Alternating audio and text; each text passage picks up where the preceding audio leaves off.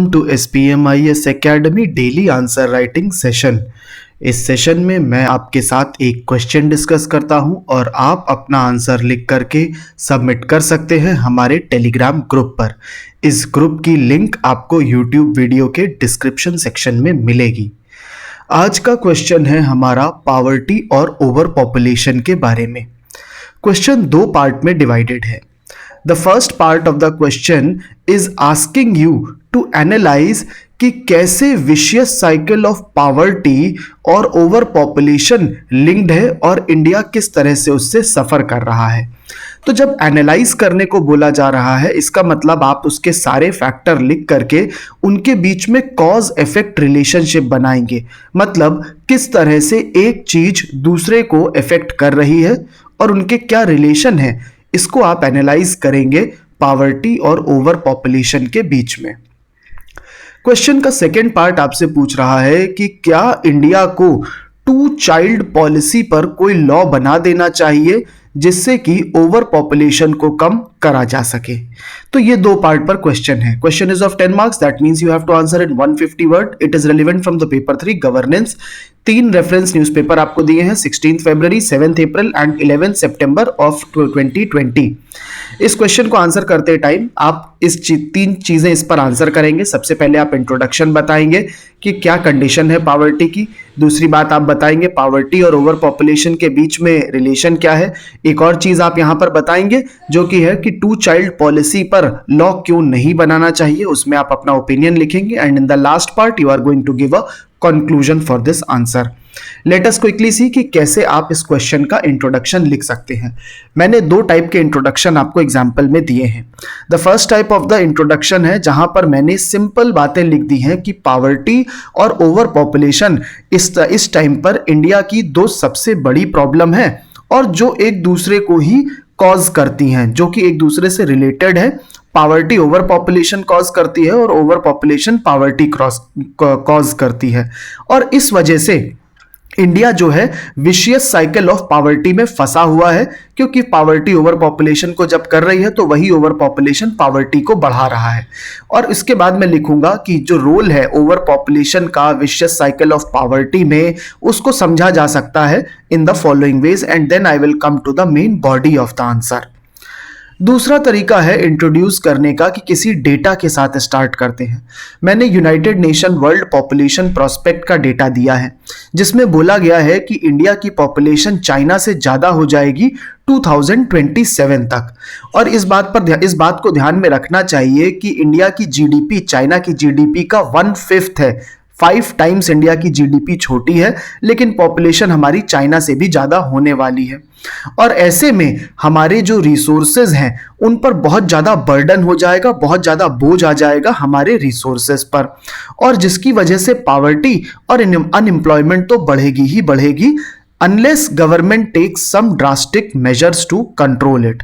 और उसके बाद मैं अगेन लिखूंगा कि जो रिलेशनशिप है पॉवर्टी और अनएम्प्लॉयमेंट की, उसको समझा जा सकता है in the following veg.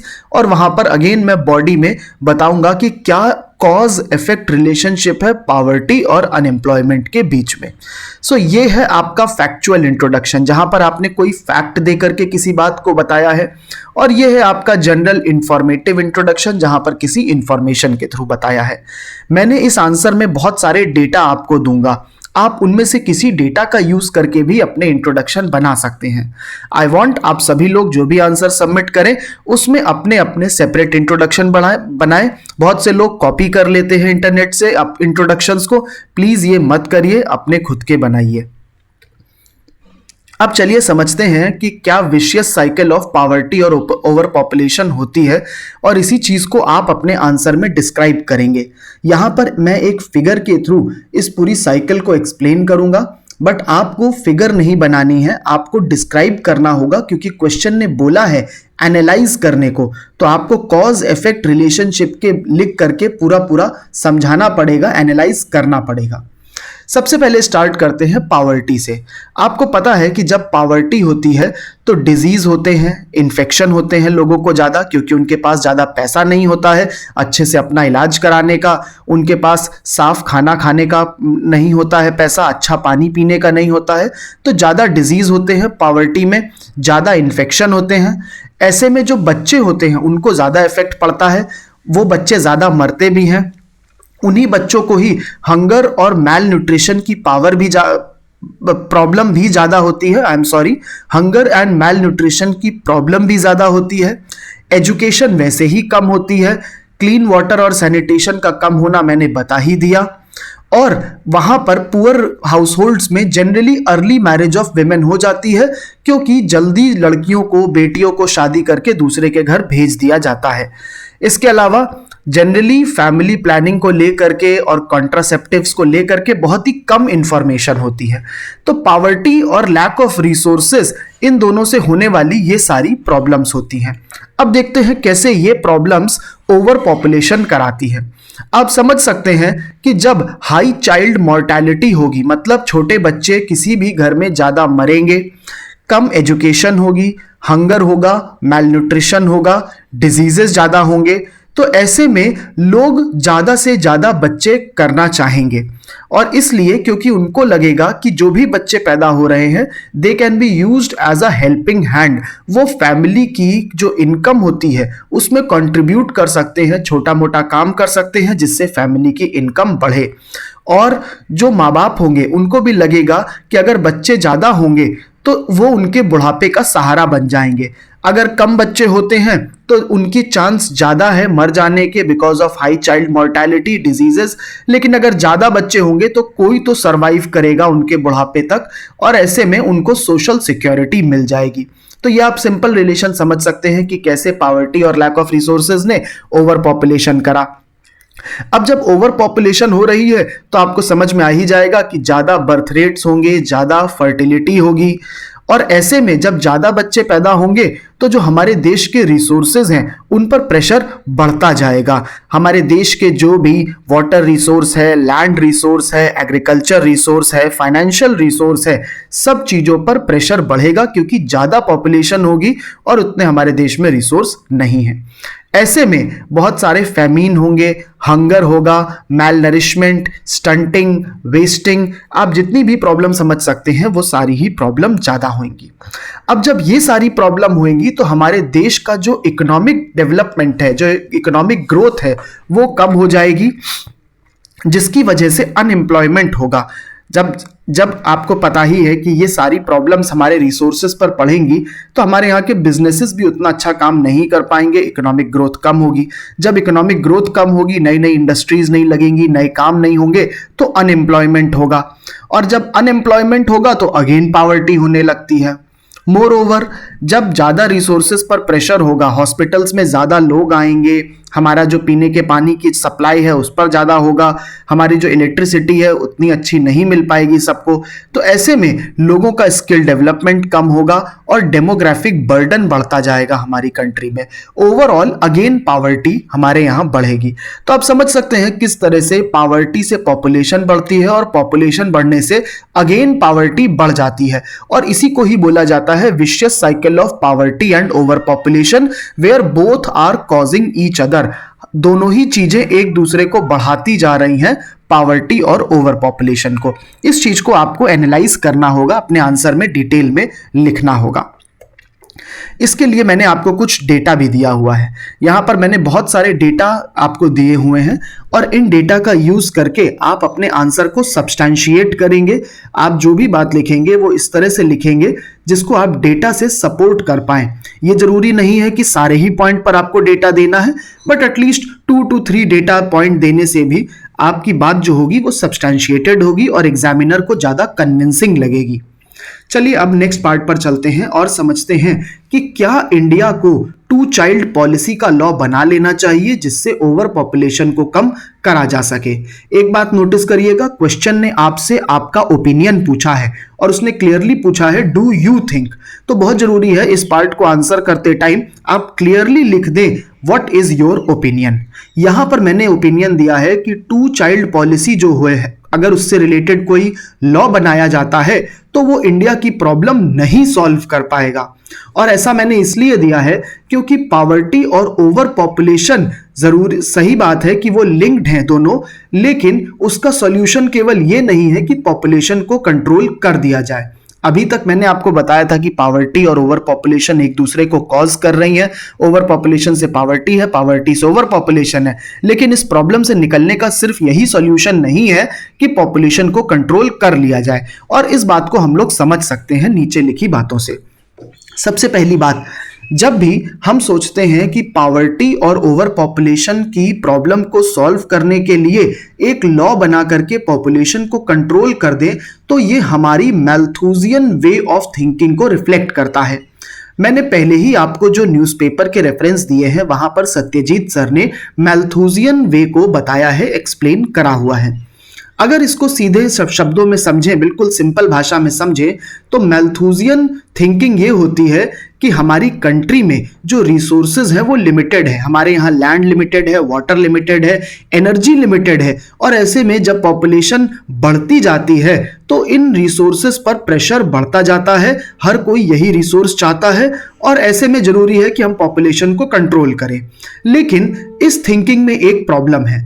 Problem यह है कि इस बारे में हम लोग नहीं सोचते हैं कि टेक्नोलॉजिकल डेवलपमेंट भी हो सकता है। ये बात सही है कि हमारी कंट्री में लैंड लिमिटेड है और इसीलिए एग्रीकल्चर पर प्रेशर है, लेकिन ये भी बात सही है कि पिछले कई सालों से हमने अपने एग्रीकल्चर का प्रोडक्शन बढ़ाया है। मतलब लिमिटेड लैंड में ही हम ज़्यादा एग्रीकल्चर प्रोड्यूस कर पाए हैं क्योंकि टेक्नोलॉजी बढ़ी है। हमारे यहाँ बेटर क्वालिटी के फर्टिलाइजर आए हैं, बेटर इरिगेशन प्रोसेस हो गए हैं, जिस वजह से हमारे देश के फार्मर ज़्यादा प्रोड्यूस कर पा रहे हैं क्योंकि टेक्नोलॉजी बेटर हुई है। और मैल्थुसियन थिंकिंग इस बात को नहीं समझ पाती है। तो पहली बात तो आप यही लिखेंगे कि पॉपुलेशन कंट्रोल करना ही सॉल्यूशन नहीं है, क्योंकि अगर टेक्नोलॉजी हम बेटर डेवलप करते हैं, साइंस का यूज करते हैं, तो अपने लिमिटेड रिसोर्सेज में भी हम ज्यादा पॉपुलेशन को सपोर्ट कर पाएंगे, ज्यादा पॉपुलेशन को डेवलप कर पाएंगे। तो इस वजह से आप ये लिखेंगे कि पॉपुलेशन कंट्रोल करना ही सॉल्यूशन नहीं है। दूसरा रीजन भी समझते हैं। देखिए, ज्यादा पॉपुलेशन होने का मतलब है कि पॉपुलेशन डेंसिटी भी ज्यादा हो रही है, लेकिन पॉपुलेशन डेंसिटी ज्यादा होना हमेशा ही ज्यादा बड़ी प्रॉब्लम हो ये जरूरी नहीं है। Population density doesn't always mean greater misery. इसका आप एग्जांपल देंगे, बहरीन जैसी छोटी सी कंट्री जो है उसकी पॉपुलेशन डेंसिटी इंडिया से 3 टाइम्स है, लेकिन फिर भी वो ज्यादा प्रॉस्पेरस है। सिमिलरली मोनाको जिसकी पॉपुलेशन डेंसिटी 40 टाइम्स है बांग्लादेश की, वो भी बहुत ज्यादा प्रॉस्पेरस है, बहुत ज्यादा डेवलप्ड है।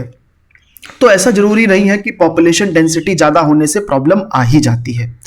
तीसरी बात आप लिखेंगे, कोई भी पॉपुलेशन कंट्रोल करने का लॉ अगर हम बनाते हैं, 2 चाइल्ड पॉलिसी जैसा अगर कोई लॉ बनाते हैं, तो उस लॉ का बहुत मिसयूज भी हो सकता है।